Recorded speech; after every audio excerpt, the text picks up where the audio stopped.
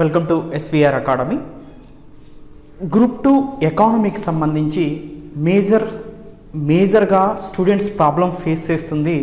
అసలు preparation strategy ఎలా ఉండాలి అనేది మనం ప్రీవియస్ వీడియోలో ఏపీపీఎస్సీ గ్రూప్ 2కి సంబంధించి పేపర్ 1, పేపర్ 2, పేపర్ 3 ఎలా ప్రిపేర్ అవ్వాలో కూడా క్లియర్ కట్గా అనాలిసిస్ చేయడం జరిగింది. ఆ మాడ్యూల్ కనుక మీరు చూడకపోతే నేను కార్డ్స్లో దాన్ని వదులుతున్నాను, అక్కడ నుంచి మీరు చూడండి. పైన లింక్ని క్లిక్ చేసి చూడండి, లేదా డిస్క్రిప్షన్లో అయినా లింక్ని క్లిక్ చేసి చూడండి. అక్కడ 3 పేపర్స్ గురించి కూడా మాట్లాడటం జరిగింది. ఈ వీడియోలో నేను ఎస్పెషల్లీగా ఎకానమీ పార్ట్ గురించి మాట్లాడతాను. ఇంతకుముందు మనకి ఏ ఏరియాల నుంచి ఎక్కువ మార్క్స్ వస్తున్నాయో కూడా మాట్లాడాం ఎకానమీలో. అయితే ఇక్కడ చాప్టర్ వైజ్ ఏ ఏరియాస్ ఇంపార్టెంట్ అనేది ఈ వీడియోలో మేజర్గా మాట్లాడతాం.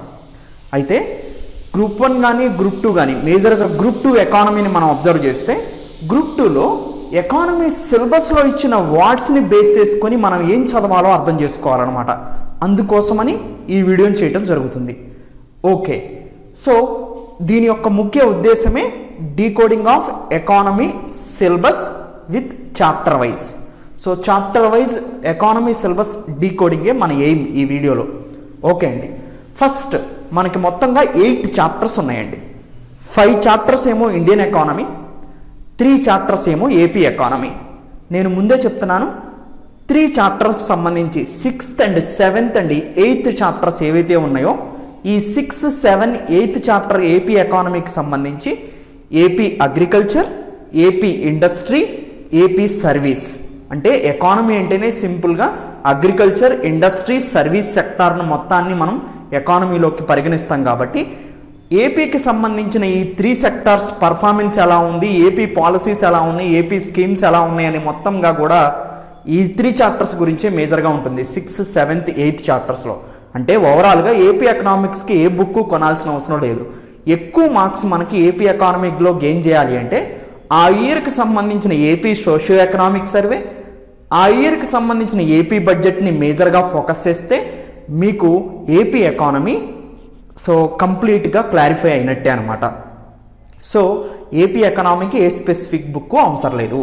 ఏపీ సోషియో ఎకనామిక్ సర్వే టోటల్గాను, ఏపీ బడ్జెట్ టోటల్గాను కంప్లీట్ చేస్తే సరిపోతుంది. అందుకనే మనం మనకి ఎస్విఆర్ అకాడమీ ఆన్లైన్ కోర్సులో వీటన్నిటిని కూడా ప్రొవైడ్ చేయడం జరుగుతుంది అనమాట. ఇంకొక పాయింట్ ఆఫ్ వ్యూలో చూస్తే ఇండియన్ ఎకానమీ మేజర్గా దేని మీద ఎక్కువగా క్వశ్చన్స్ వస్తున్నాయి అంటే కరెంట్ ఎకానమీ మీద ఎక్కువ క్వశ్చన్స్ వస్తున్నాయి. మనకి 2 టైప్స్ ఆఫ్ ఎకానమీని మనం డివైడ్ చేసాం ఎస్విఆర్ అకాడమీ ఆన్లైన్ కోర్సులో. Standard economy, current economy.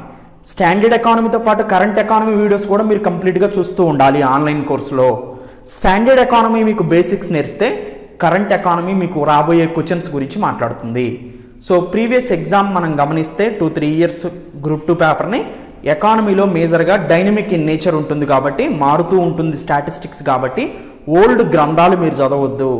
కరెంట్గా వచ్చినటువంటి అప్డేట్స్ని మేజర్గా ఫోకస్ చేయాలి. అది most important valuable suggestion. Anyway chapter wise decode చేస్తూ వద్దాం. 8 చాప్టర్స్లో 3 చాప్టర్స్ నేను పక్కన పెట్టేశాను. 6th, 7th, 8th belongs to AP economy. You should mainly focus on agriculture, industry, service of Andhra Pradesh.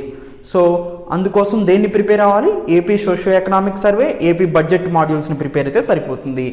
Indian economy విషయానికి వస్తే 5 చాప్టర్స్ని డీకోడ్ చేద్దాం. ఫస్ట్ చాప్టర్ వచ్చేసి Indian economy and present status. దాంట్లోనే అడిగారు ప్రజెంట్ స్టేటస్ ఏంటి ఇండియన్ ఎకానమీ అడుగుతున్నారు చాప్టర్ 1లో. దాంట్లో ఏ point తీసుకుంటే socio economic goals and achievements. Socio economic goals and achievements, సామాజిక ఆర్థిక లక్ష్యాల గురించి మాట్లాడుతున్నారు. ఏ ఇండియన్ ఎకానమీ డెవలప్ అవ్వాలన్నా లేదా ఓల్డ్ ఎకానమీస్ డెవలప్ అవ్వాలన్నా కానీ సింపుల్గా వాళ్ళ గోల్ ఏముంటుంది, సామాజిక ఆర్థిక పరమైన లక్ష్యం ఏముంటుందంటే పోవర్టీ ఎలివేషన్, పేదరికాన్ని తగ్గించడం. పేదరికాన్ని తగ్గించడం కోసం మన ఇండియాలో ఒక ప్లానింగ్ 5 year ప్లాన్స్, పంచవర్ష ప్రణాళికలు తీసుకొచ్చారు. ఆ 5 year ప్లాన్స్ని చేసింది ఎవరు? Planning commission. ప్లానింగ్ కమిషన్ ఎన్ని 5 year ప్లాన్స్ వేసింది? 12 5 year ప్లాన్స్ వేసింది. 11th and 12th are more inclusive and sustainable in nature. Anyway అలా ఒక ప్లాన్ ప్రకారం ఒక 5 సంవత్సరాలకు ఒక ప్రణాళిక వేసుకొని భారతదేశాన్ని అగ్రికల్చర్, వ్యవసాయము, ఇండస్ట్రీ, పరిశ్రమలు, సర్వీస్, సేవాపరంగా ఎలా అభివృద్ధి పరచాలో ఒక ప్లాన్ని తీసుకొచ్చిందే 12 5-year ప్లాన్స్, 12 పంచవర్ష ప్రణాళికలు. వాటిల్లో ఉన్న లోపాలు తలెత్తినప్పుడు ఆ లోపాలని సరిచేస్తూ 12 5-year ప్లాన్ని కాస్త 15 years పర్స్పెక్టివ్ ప్లాన్గా మార్చుతూ కొత్త ప్లానింగ్ కమిషన్ వచ్చిందే, అదే నీతి ఆయోగ్. ప్లానింగ్ కమిషన్ ప్లేస్లో కొత్త ప్లాన్ చేయడానికి ఒక 15 yearsకి ప్లాన్ చేయడానికి వచ్చిందే నీతి ఆయోగ్. సో వీటన్నిటి గురించి కూడా కంప్లీట్గా మనం ఆన్లైన్ కోర్సులో మాట్లాడాం. సో ఇక్కడ ఏ పాయింట్లో చాప్టర్ 1 ఏ పాయింట్లో socio economic goals and achievements అంటే మేజర్గా మనం చదవాల్సింది 12 5-year ప్లాన్స్, దాంతోపాటుగా నీతి ఆయోగ్. మేజర్గా ఈ రెండిట్లో కూడా ఫోకస్ చేయాల్సింది నీతి ఆయోగ్ మీద. బి పాయింట్ చూస్తే న్యూ ఎకనామిక్ రిఫార్మ్స్ 1991, నూతన ఆర్థిక సంస్కరణలు 1991. So liberalization, privatization, globalization, LPG reforms మీద మనం మేజర్గా ఫోకస్ చేయాల్సి ఉంటుంది. వాటిని రీసెంట్ టాపిక్స్తో కలుపుకొని చదవాల్సి ఉంటుంది. రీసెంట్ టాపిక్స్తో కలుపుకోవడం అంటే ఒక ఎగ్జాంపుల్ చెప్తాను దీనికి. ఆర్సీఈపీ జరిగింది, మనం చాలా డీటెయిల్గా ఆర్సీఈపీ గురించి మీకు యూట్యూబ్లో కూడా వీడియో అవైలబుల్గా ఉంది. రీజనల్ కాంప్రహెన్సివ్ ఎకనామిక్ పార్ట్నర్షిప్, ఇండియాతో కలుపుకుంటే 16 మెంబర్స్, ఇండియా జాయిన్ అవ్వలేదు కాబట్టి ఆర్సీఈపీలో 15 మెంబర్స్ ఉన్నారు. ఆర్సీఈపీ ప్రపోజ్ చేసింది ఏషియన్ కంట్రీస్ అనే ఒక గ్రూపు, 10 కంట్రీస్ గ్రూపు. సో ఈ 10 కంట్రీస్తో పాటుగా China, Japan, south Korea, New Zealand, Australia ఉంటుందన్నమాట, 15 కంట్రీస్.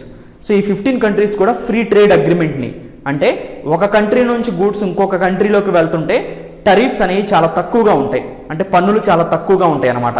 కానీ ఇండియా జాయిన్ అయితే ఏమవుతుందంటే చైనాకి ఎక్కువగా ఎక్స్పోర్ట్స్ చేస్తుంది కాబట్టి మనం చైనా నుంచి ఎక్కువగా ఇంపోర్ట్స్ జరుగుతున్నాయి కాబట్టి అదర్ ఏషియన్ కంట్రీస్తో కూడా మనకు ట్రేడ్ డెఫిసిట్, అంటే మనం అదర్ కంట్రీస్కి ఈ 15 దేశాలతో మనం ఎక్స్పోర్ట్ చేసే వాటికన్నా ఆ దేశాల నుంచి మనం ఇంపోర్ట్ చేసుకునేది ఎక్కువగా ఉంది. అప్పుడు మనకి కరెంట్ అకౌంట్ డెఫిసిట్ పెరుగుతుంది, ఎందుకంటే ట్రేడ్ డెఫిసిట్ పెరుగుతుంది కాబట్టి.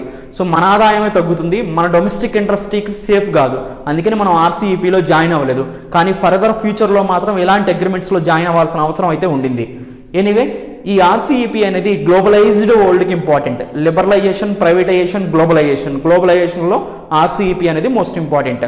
సో మనం కూడా గ్లోబలైజేషన్ 1991లో ఓపెన్ చేయడం బట్టి ఏమైంది, ఎఫ్డిఐ ఫారెన్ డైరెక్ట్ ఇన్వెస్ట్మెంట్, విదేశీ ప్రత్యక్ష పెట్టుబడులు, ఎఫ్పిఐ ఫారెన్ పోర్ట్ఫోలియో ఇన్వెస్ట్మెంట్, విదేశీ పోర్ట్ఫోలియో పెట్టుబడులు, ఇవన్నీ భారతదేశానికి రావడం జరిగిందనమాట. వాటి గురించి మొత్తం కూడా ఈ ఎల్పిజి రిఫార్మ్స్లో మనం ఆన్లైన్ కోర్సులో కూడా మాట్లాడాం. నెక్స్ట్ సి పాయింట్ వచ్చేసి కోఆపరేటివ్ ఫెడరలిజం. కోఆపరేటివ్ ఫెడరలిజం అంటే సింపుల్గా చెప్తున్నాను చూడండి. పర్ఫెక్ట్ ఎగ్జాంపుల్ ఏంటంటే GST, goods and services tax. Cooperative ఫెడరలిజాన్ని మనం తీసుకుంటే అన్ని రాష్ట్రాలను కూడా కేంద్ర ప్రభుత్వం కలుపుకొని తమ విధి విధానాలని, పాలసీస్ని, ప్రోగ్రామ్స్ని, ప్రభుత్వ పరిపాలనని గనుక చేయటానికి అన్ని రాష్ట్రాలతో పాటుగా సెంటర్ కూడా వెళ్తూ ఉంటే దాన్ని కోఆపరేటివ్ ఫెడరలిజం అంటారు. కానీ సెంట్రల్ గవర్నమెంట్ యూనిలేటరల్గా డెసిషన్స్ తీసుకుంటే మాత్రం అది కోఆపరేటివ్ ఫెడరలిజం కాదు. జిఎస్టీని ఇంప్లిమెంట్ చేయడానికి ఆఫ్ ది స్టేట్స్ రాటిఫై చేసి, సెంట్రల్ గవర్నమెంట్లో పార్లమెంట్ రాటిఫై చేసింది, కాన్స్టిట్యూషన్ని అమెండ్ చేసి 101 కాన్స్టిట్యూషనల్ అమెండ్మెంట్ యాక్ట్ ప్రకారం జిఎస్టీని ఇంప్లిమెంట్ చేయడం జరిగిందనమాట. సో అంటే జిఎస్టీ అనేది సూటబుల్ ఎగ్జాంపుల్ కోఆపరేటివ్ ఫెడరలిజం ఇండియాలో సక్సెస్ చేయడానికి. అంటే ఎకనామికల్ పాలసీస్ కోఆపరేటివ్ ఫెడరలిజంలో ఎలా తీసుకున్నారనేది ఈ చాప్టర్లో మనకు మేజర్గా అర్థమవుతుంది.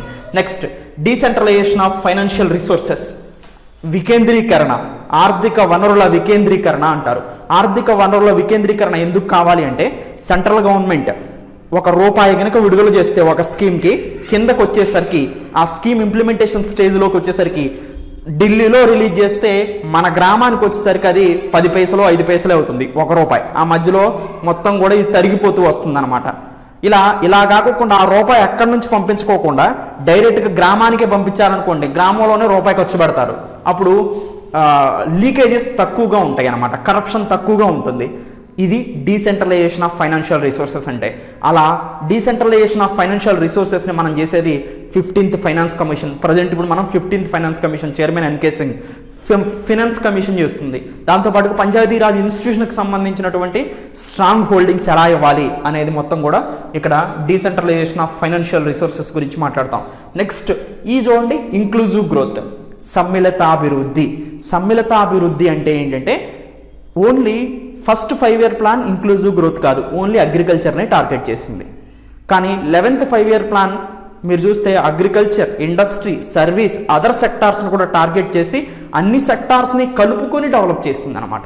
అది సమ్మిళితం. అంటే అన్ని రంగాలని అభివృద్ధి పరిస్తే అది నిజమైన అభివృద్ధి అనమాట. అదే సమ్మిళిత అభివృద్ధి, అదే ఇంక్లూజివ్ గ్రోత్. నెక్స్ట్ ఇది 11th 5-year ప్లాన్లో ఎవాల్యూట్ అయింది 11వ పంచవర్ష ప్రణాళికలో. 12వ పంచవర్ష ప్రణాళికలో more inclusive growth and sustainable development అన్నారనమాట. ఎఫ్ వచ్చేసి సస్టైనబుల్ డెవలప్మెంట్. సస్టైనబుల్ డెవలప్మెంట్ ఏంటంటే అన్ని రంగాలను అభివృద్ధి చేస్తూ పోతూనే, మనం కాంప్రమైజ్ కాకుండా అభివృద్ధి అవుతూనే వచ్చే ఫ్యూచర్ జనరేషన్కి కూడా మన రిసోర్సెస్ అంటే వనరులు, బొగ్గు కానీ లేదా అదర్ మినరల్ రిసోర్సెస్ని కానీ వాళ్ళకు ఉంచుతూనే పర్యావరణం పాడైపోకుండా తీసుకునే చర్యలు మొత్తం, ఆర్థిక పరమైన చర్యల మొత్తాన్ని మనం సస్టైనబుల్ డెవలప్మెంట్, సుస్థిర అభివృద్ధిగా చెప్తాం అనమాట. ఎకానమీ ఎప్పుడైనా కానీ బాగా డెవలప్ అవుతుంటే ఎన్వైరన్మెంట్ డిగ్రేడ్ అవుతుందన్నమాట. ఆర్థికంగా ఒక దేశం అభివృద్ధి చెందుతుంటే, ఆర్థిక పరమైన అభివృద్ధి నమోదు చేస్తుంటే పర్యావరణం క్షీణిస్తుంది నార్మల్గా. ఆ పర్యావరణాన్ని ఎందుకు క్షీణిస్తుందంటే మోర్ నెంబర్ ఆఫ్ మినరల్ రిసోర్సెస్ని, అదర్ రిసోర్సెస్ని మనం ఎక్స్ట్రాక్ట్ చేసి వాడుకోవటం వల్ల ఎన్విరాన్మెంట్ డిగ్రేడ్ అవుతుంది. ఫారెస్ట్ని ఎక్కువగా డిగ్రేడ్ చేస్తూ ఉంటాం. సో ఇండస్ట్రీస్ పెరిగిపోతూ ఉంటాయి. దీని కారణంగా ఎన్వైరన్మెంట్ ప్రాబ్లమ్స్ మేజర్గా పెరుగుతూ ఉంటాయి అనమాట. అంటే ఎన్విరాన్మెంట్ డిగ్రేడ్ అవుతుంది, పర్యావరణం క్షీణిస్తుంది, ఆర్థిక వ్యవస్థ ఇంక్రీజ్ అవుతుంది. సో అందుకని ఆర్థిక వ్యవస్థలో ఇంక్రీజ్ అవుతూనే పర్యావరణాన్ని కాపాడటం కూడా సుస్థిరమైన అభివృద్ధి అవుతుంది అనమాట. Social welfare, environment protection, future జనరేషన్ని దృష్టిలో పెట్టుకొని మనం కూడా ఎకనామికల్గా డెవలప్ అవుతుంటే అది సస్టైనబుల్ డెవలప్మెంట్. ఎనీవే ఫస్ట్ చాప్టర్లో ఉన్నటువంటి ముఖ్యమైన అంశాలు అవి డీకోడింగ్ ప్రాసెస్లో. సెకండ్ చాప్టర్లో సింపుల్గా చూస్తే ఇండియన్ ఎకనామికల్ పాలసీస్ అన్నారు. అంటే ఆర్థిక వ్యవస్థ యొక్క, భారత ఆర్థిక వ్యవస్థ యొక్క విధానాలు అన్నారు. దేని మీద విధానాలు ఉంటాయి? మొత్తం మీద ప్రజలందరూ అభివృద్ధి చెందాలంటే 3 రంగాలను అభివృద్ధి చేస్తే సరిపోతుంది. ఎందుకంటే అందరు ప్రజలు కూడా ఈ 3 రంగాల్లోనే ఉంటారు మ్యాక్సిమం. వ్యవసాయం, పరిశ్రమలు, సేవలు, అగ్రికల్చర్, ఇండస్ట్రీ, సర్వీస్. ఈ 3 సెక్టార్స్ మీద గవర్నమెంట్ యొక్క విధి విధానాలు, గవర్నమెంట్ పాలసీస్, గవర్నమెంట్ యొక్క స్కీమ్స్, ప్రభుత్వం యొక్క పథకాలు, సో గవర్నెన్స్, ప్రభుత్వ పరిపాలన, ఆర్థిక పరమైన ప్రభుత్వ పరిపాలన ఈ 3 రంగాల మీద ఎలా ఉన్నాయో చదువుకుంటే అదే చాప్టర్ 2. చాప్టర్ 2కు సంబంధించిన మేజర్ క్వశ్చన్స్ అన్నీ కూడా మనకి socio economic survey, Indian economic survey, Indian budget, Atmanirbhar Bharat Abhiyan, వీటిలో నుంచే వస్తుంది చాప్టర్ 2. చాప్టర్ 3 అంటే ఇప్పుడు నేను దీన్ని బట్టి అర్థమైందేంటి, మనం రీసెంట్ అప్డేట్స్ని చదివితే ఎటువంటి బుక్ని ప్రిపేర్ అవ్వాల్సిన అవసరం లేదు ఎకానమీకి, ఎందుకంటే డైనమిక్ ఇన్ నేచర్ ఉంటుంది కాబట్టి. నెక్స్ట్ థర్డ్ చాప్టర్ వచ్చేసి రిసోర్సెస్ అండ్ డెవలప్మెంట్. రిసోర్సెస్ అంటే ఏంటంటే వనరులు మరియు అభివృద్ధి.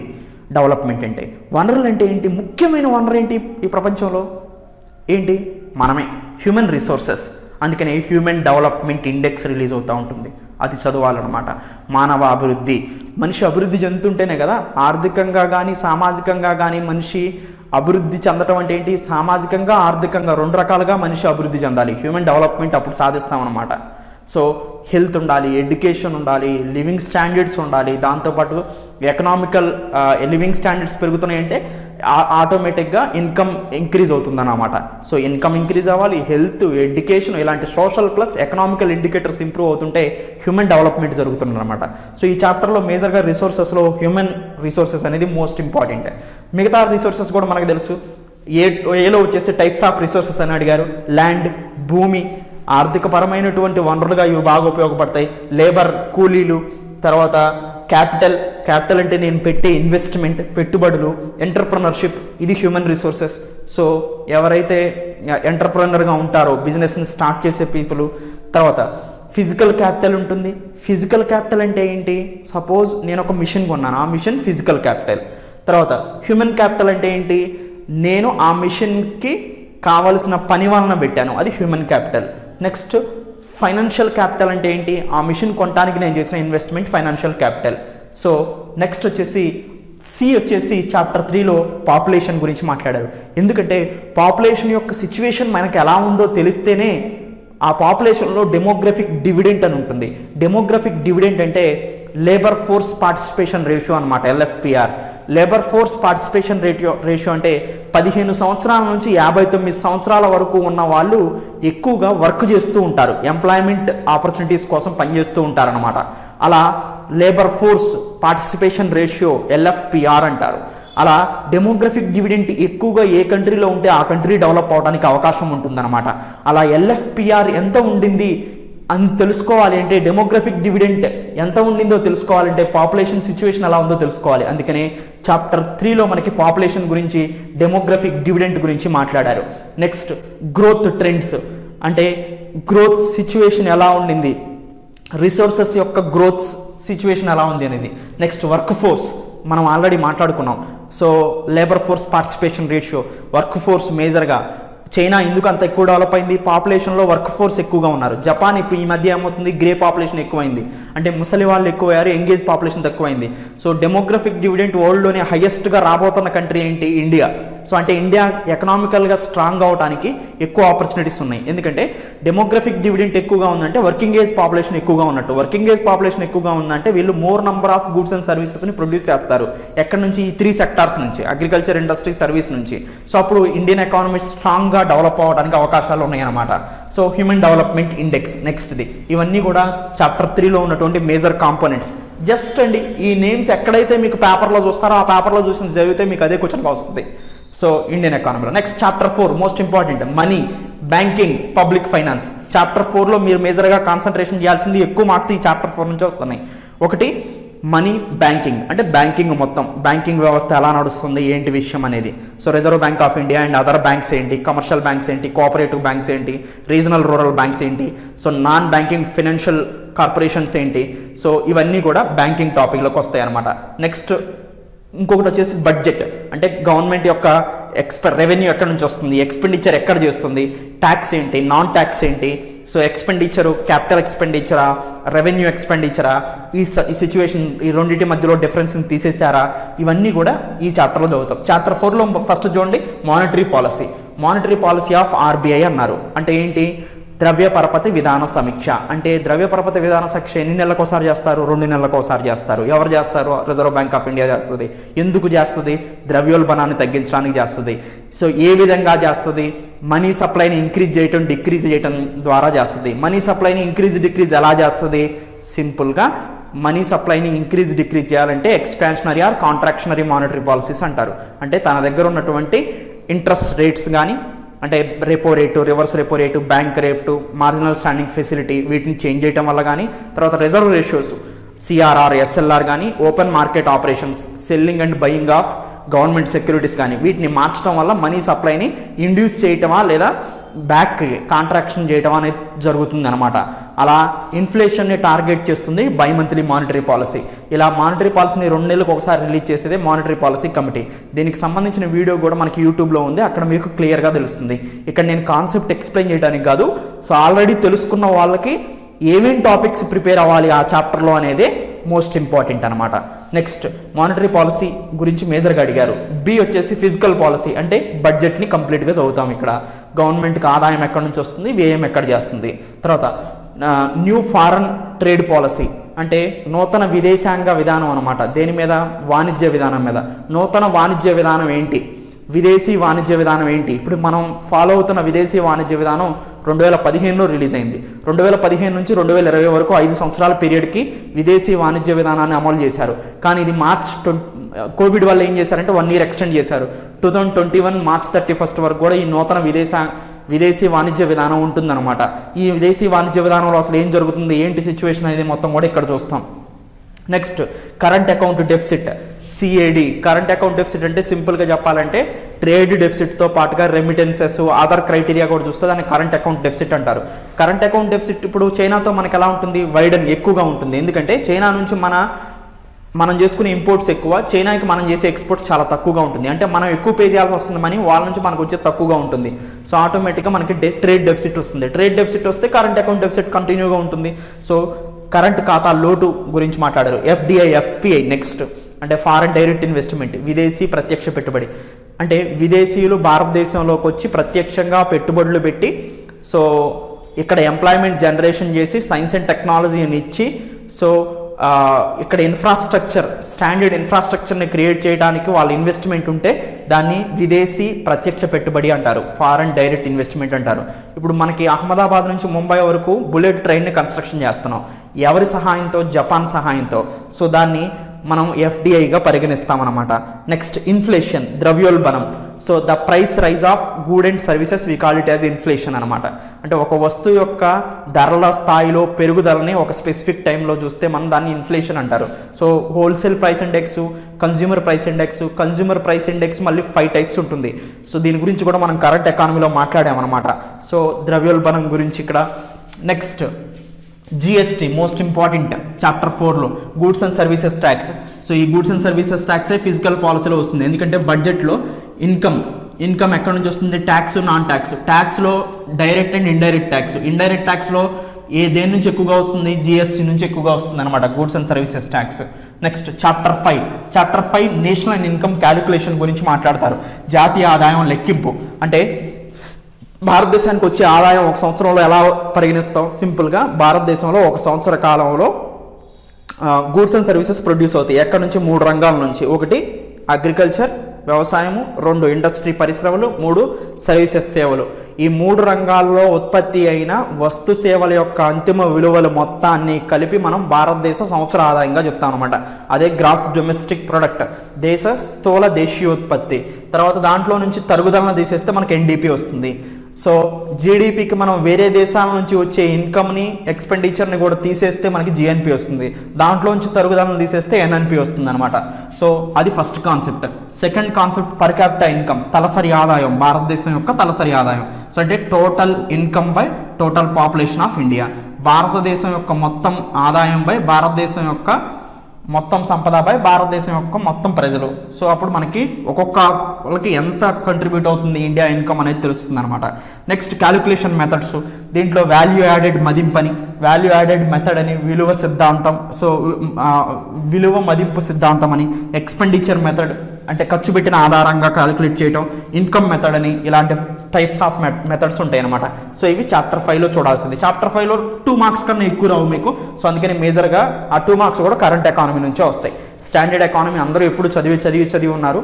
అందుకని మీకు కరెంట్ ఎకానమీ నుంచి ఎక్కువ క్వశ్చన్లు వస్తాయి. మొత్తంగా మనం ఈ చాప్టర్ 5 చూసాం. చాప్టర్ 6, 7, 8 వచ్చేసి కంప్లీట్గా ఏపీ ఎకానమీ గురించి నేను ఇందాకే మాట్లాడాను. అగ్రికల్చర్, ఇండస్ట్రీ, సర్వీస్ ఏపీకి సంబంధించిన AP socio economic survey, AP budget చూసుకుంటే సరిపోతుంది. తర్వాత ఇండియన్ ఎకానమీ, ఏపీ ఎకానమీకి సంబంధించి కూడా మనం త్వరలోనే ఒక ఎకనామీ మెటీరియల్ ఎస్విఆర్ నుంచి మీకు ఇవ్వటం జరుగుతుంది ఆన్లైన్ కోర్సుల్లో ఉన్న వాళ్ళకి. సో దాంతో పాటుగా కరెంట్ ఎకానమీ మాడ్యూల్కి సంబంధించిన మెటీరియల్ కూడా ఇస్తూ వెళ్తాం. దాంతో పాటుగా ఫ్యూచర్లో మనకి ఎస్విఆర్ అకాడమీ తరపు నుంచి సో ఎకానమీ బుక్ అనేది రిలీజ్ చేయడం కూడా జరుగుతుంది సూన్.